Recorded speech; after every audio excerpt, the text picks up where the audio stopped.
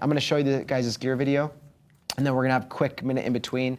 And what we'll do is we will go to another video. So by the way, this Pismo Pier, this is the location where I started basically taking pictures. This is where I would like wake up in the morning, go out, shoot photographs, and we had the chance to have a couple of you guys there to go over that stuff and kind of look at this location. And we approach this from a couple different perspectives. From like, if this was a brand new shoot and we were gonna go see this place, how would I approach it? What gear would I bring? I've brought all this gear with me so you guys can play with it and touch it and check it out and fondle it, whatever you wanna do, and see kind of how it can apply. But obviously what I brought here would be a limited amount of what I'd bring internationally, or if I was just going out and shooting something really quick, right? So, here we go. Let me know if I need to turn the volume up. First things first, if I was to approach a situation and this location, I really want to kind of go over like a lot of the logistics of what I would be looking for, right? And what I would be, basically how I'd try to approach this place in terms of shooting. And obviously we can see the sun, it's literally rising directly behind us, which makes life really easy. But if the sun hadn't risen yet, I'd probably use an app. There's a couple different ones. I think I use one called Sky Safari. You guys use some of those apps where you can kind of see where the sun is. So I'd probably pull up that app, and if I got here at like 6 a.m. like I did, I'd look around and be like, hey, where's the sun rising right now? Well, it's rising right there. So basically that means that the pier on this side, the south side, is gonna be perfectly front lit. The other side is gonna be in the shade. So I'm kind of trying to base like, where am I gonna be shooting? What location am I gonna be picking? If my sort of objective today is to shoot surfing off the pier or to shoot any type of action sport, then I really want to approach it based on where the best light is going to be. And in addition to that, I think one of the most important things that's really important to kind of just consider when you approach any place, first of all, to be there with plenty of time to scout it out, right? So this morning we were here well before the sun rose. I know this location, so I didn't have to kind of meander about, but typically if I was to approach this place, it was new, I had to be here for a client, or I was shooting personal work, or whatever this thing is, this job would be, I would try to check this place out within 360 degrees, right? Meaning, if this is kind of my subject, this is where the waves are the best, I would be down the beach that way, looking up into it, seeing what it looks like this way. I would go down the beach that direction, looking up this way, seeing what it looks like that direction. I would walk out to the pier, look down, on both sides. And that way I've got like a really unique three-dimensional look at what this subject is gonna be like. Do you guys have any thoughts or questions on that? Kind of how, does that make sense, right? I mean, like, I think, and you have to understand, like, we're here at the beach today. This is sort of an example of really any location that you might approach. It doesn't matter to me if it's a wedding venue or if you have to shoot portraiture and you're going to a new place you've never been. It's always good to just, look at it from every perspective. And I'm not just talking about walking, with your legs, but also just, getting on your belly on the ground, seeing how it looks from that perspective. Getting up as high as you can, because I'll tell you what, the least interesting angle is probably the one where you're just standing like this, right? Does that make sense? Yeah, Yeah, and so a lot of times it's like, I'll be out in the sand and I'll want to get some foreground, so I'm gonna get really low on the ground, or I'm gonna walk down the beach because I can then compress some of these, lifeguard towers into the shot, or I can compress the mountains into this pier, into the shot, right? So a lot of these, we'll kind of go over this stuff, but a lot of these have to do with the different tools you're using, whether you brought to the beach or you brought, to your shoot that day, a telephoto, a wide angle lens, working within the parameters of what gear you have. So I think that would be a good opportunity to really kind of go through really quickly what I brought to the beach today, just so we can kind of see what, for a typical assignment like this, I might have on hand. And one big disclaimer I want to put on this entire session is two things. First of all, everything I say, take it with a grain of salt, because I'm really only here to explain to you what my experience has been in photography and the way that I approach things. I'm not here to say it's the best method or it's the most tactful or most useful, smartest way of approaching it, but for me, this is what I've found to be the most applicable. And secondly, it's always important just to consider that, when I'm really approaching these locations, I'm trying to think of it like it's anything. Like I could be shooting, I don't care if it's, rollerblading or if it's, if you're going to shoot portraits at the beach, or you're shooting for a commercial client, or you're shooting for just on-spec editorial or whatever that might be, I would feel like I would be approaching it in the same way, right? So I want to use this as sort of an example, because everybody here comes from different disciplines, right? And one of my initial disciplines was shooting surfing and shooting action sports. Okay, so I want to kind of use this location as an example of how we could sort of apply those different types of photography to, this one place, right? So just in your, mind, thinking about, okay, this might not apply to me because I'm not going to be shooting at the beach. Well, use these sort of the things we're talking about as a way to apply it to your own style of work. I just want to pull out my bag and kind of show you guys what I brought. And this is going to be an excessive amount of gear because I just kind of want to show you the logistics of what I might need. But this is an f-stop bag, and basically just it's kind of like a waterproof, more rugged material. If you're hiking around with bigger lenses or stuff like that, it's really nice to have something that can kind of endure the elements. A lot of times when you're at the ocean, you're dealing with like a lot of salt water spray that's hitting your camera and your bag. So nice to have something that's not just gonna like deteriorate or get really crappy. Just from, kind of being around salt and sand and all that stuff. Also too, if you're on the beach, a lot of times you're setting your bag on the ground, right?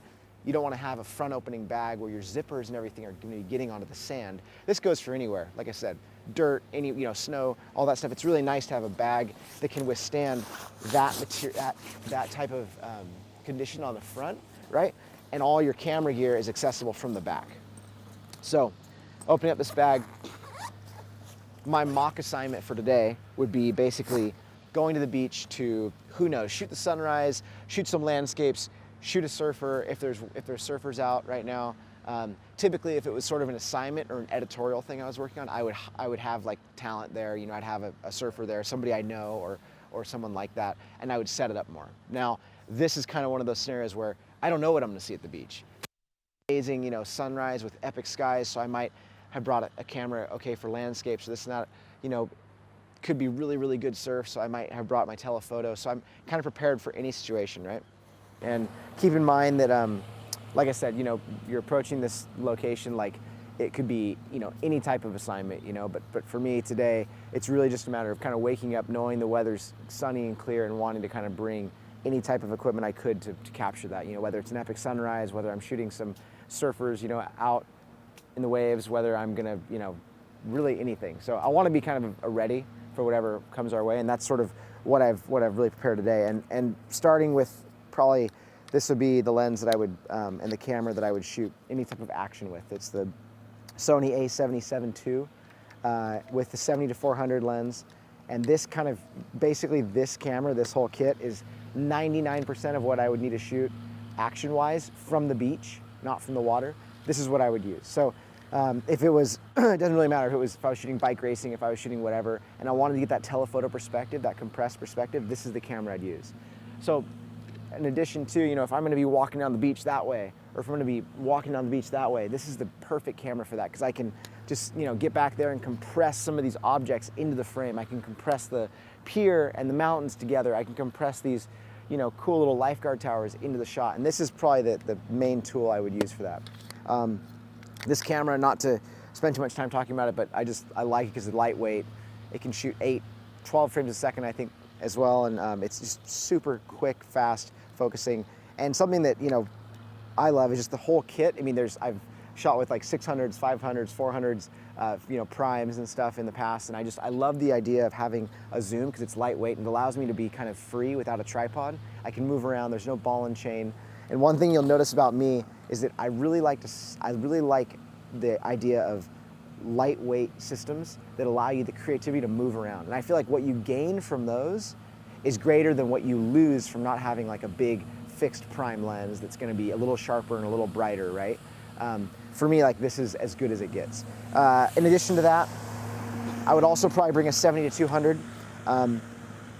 This lens length covers the same lens length, but this is just a little bit lighter setup. And if I know I'm going somewhere where the waves are a little closer, or if I'm shooting off the pier, this is an even more mobile setup to use, right? And this is just the Sony 70-200.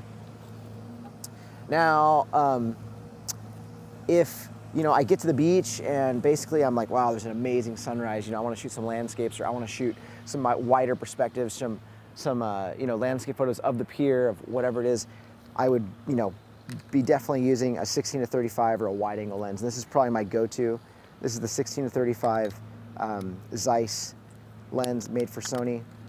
This is a A7 II, which is basically just the, mirrorless A7 series. You guys familiar with these cameras at all? Yes. Yeah, so great camera, has really good internal stabilization, and this is basically my go-to for shooting anything that's daylight, landscape work, anything like that. If I could, I would shoot everything on this, absolutely, but the reason I have this guy is just because it has a faster frame rate, and it is a little more optimized. It's a lot more optimized for these lenses because it's the same mount, right? So this is A mount and this is E mount, right? They have adapters that'll go from E mount to A mount, but really it's just this idea of like, you know, for me right now, keeping them separate because it's just easier. I think this lens for me is just like, it's my go-to. It's my all around. I use it 90% of the time. This is what's on my camera, right? And I find like that most landscapes, most, you know, stuff where I'm shooting, you know, really close to my subject, even a lot of action I can shoot with this as well when I have the ability to get close. Now with shooting surfing or shooting a lot of sports that you don't have the ability to get close unless you're in the water, this is kind of my other go-to kit. So really, all I need is these, right? This is pretty much, if it was any other scenario, I just bring these two to the beach.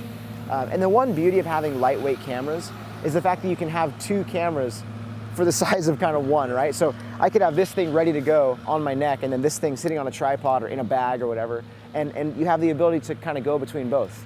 And that's what I love about that system. So I brought a couple other little units with me here as well.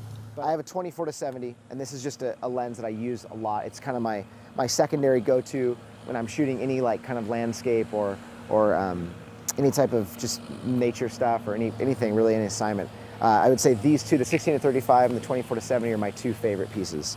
On a day like today, it's not really needed just because I know what I'm shooting. I know how large or how far away these objects are, so I don't really quite need that. I would say if there was one camera I had to be stuck with, it would probably be this A6000. And it's probably an interesting choice, but what I love about it is how small, how portable it is. When I'm backpacking, you know, through, you know, the Sierras or whatever, or if I'm in a, you know, intense travel scenario where like I can't really bring a lot of gear, or I'm just, you know, shooting people in sort of a crowded place, I love the ability to have this camera and be able to just shoot 11 frames a second. You can shoot sports with it, you can shoot action stuff. You can also you know, oscillate the screen and be able to, you know, get perspectives where you can shoot portraits but still be looking at your subject. It has ultimately the exact same quality as this camera. It's just a different package, right? Because this is completely mirrorless. So with this camera, what I brought was a 16-70 Zeiss, which is kind of just an amazing all-around lens for this camera, as well as a 10-18 wide angle, right? So this is a great little lens that I'll use in a housing. Gets me an epic wide perspective. I need to shoot action really close if I need to shoot in the water. And the reason I choose this in the water is simply because it's so small. And when you're swimming around with a camera above your head or like this, the last thing you want is a bunch of weight holding you down, right? So size truly matters in that scenario. It's really crucial and it's important. And what I find is that camera and that package is one of the best systems for using in the water. It's actually, in a lot of ways, revolutionized being able to shoot in the water, because in the past, to give you some perspective, in the past, in order to get 11 frames a second out of a 24 megapixel camera, you would need a competitor camera that was, you know, twice as big, twice as heavy, almost 3 times as heavy, with a lens and a system that makes the whole entire package massive. But now that you can fit this all into something that's this small, it's really been incredible because you can take this out in scenarios and situations that you would never really feel comfortable in the past, right? And so that has been a lot of ways game-changing. So we'll kind of go over water housing systems a little bit later today.